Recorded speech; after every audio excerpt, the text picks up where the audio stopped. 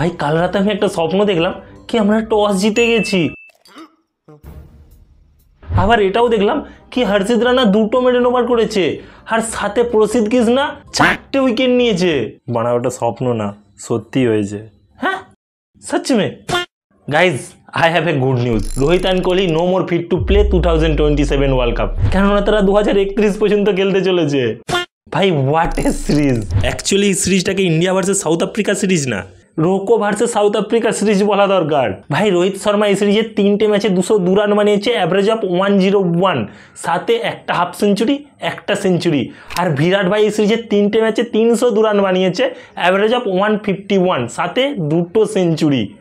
ভাই 3টে ম্যাচে 3টে সেঞ্চুরি কনফার্ম ছিল, ও তো প্রসিদ্ধ ভাই আজ ভালো বল করে দিয়েছে, না হলে ভাই কনফার্ম ছিল 3টে সেঞ্চুরি। ভাই প্রসিদ্ধ কৃষ্ণা দ্বিতীয় ম্যাচে রান দেওয়ার জন্য গালি খেয়েছে আর তৃতীয় ম্যাচে রান না দেওয়ার জন্য। হে ভগবান কে জুলুম হ্যাঁ। প্রথম ম্যাচে রান দিয়েছিলাম বলে বলছিল বিরাট কোহলি সেঞ্চুরির মজা কিরকিরে করে দিয়েছে, আর এই ম্যাচে 4টে উইকেট নিয়ে ম্যাচ জেতানোর পর বলছে কি আর একটু রান দিলে বিরাট ভাইয়ের সেঞ্চুরিটা কমপ্লিট হয়ে যেত। প্লিজ কেউ আমাকে একটু রিকনফার্ম করো কি 2026 আসতে চলেছে কি 2016, কেননা রোহিত আর কোহলি ওডিআই নাম্বার 1 র্যাঙ্কিংয়ের জন্য লড়ছে ভাই। আর এই সব ক্রেডিট একজনেরই পাওয়া উচিত, আর সেটা হলো গৌতম গম্ভীর।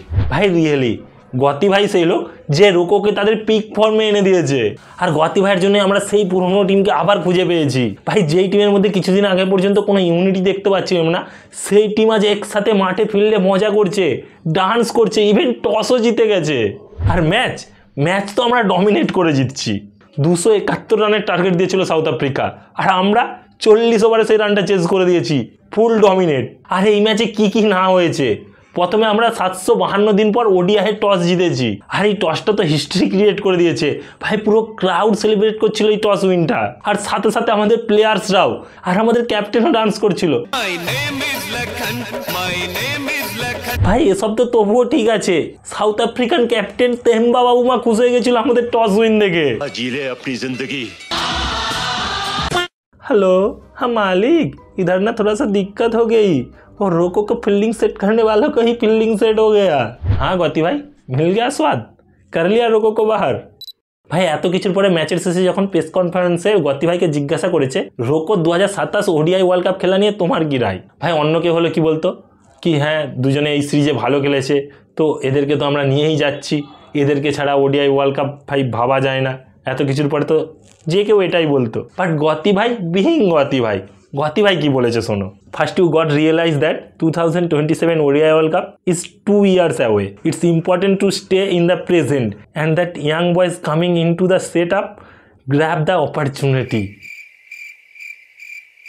হবে यार এত কিছু করার পরেও তারপরেও কোচের কাছ থেকে এইরকম স্টেটমেন্ট। ভাই আই এম টেলিং ইউ, গতি ভাই শুধু রোকোর একটা খারাপ সিরিজের জন্য ওয়েট করছে, রোকোর একটা খারাপ সিরিজ আর রোকোর কেরিয়ার ভাই খতম করে দেবে এই গতি ভাই। বিসিসিআই প্লিজ এই গতি ভাইকে সরিয়ে রবি শাস্ত্রী या আমাদের প্রিয় রাহুল দ্রাবিড়কেই নিয়ে আসো। রেডি ডিয়ার বিসিসিআই, এটা কেমন জাস্টিস? T20 ম্যাচ 5টা আর ওডিআই মোটে 3টে।